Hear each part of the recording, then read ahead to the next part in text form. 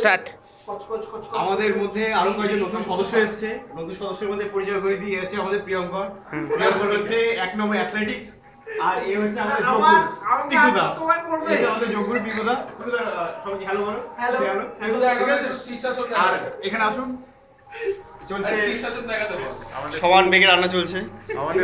এই পকোড়া রান হচ্ছে, এই যে পকোড়া, এই যে আমাকে একটু টাকা, এই পকোড়া আর এই যে মাংস ম্যারিনেট হয়েছে সেটা চলছে।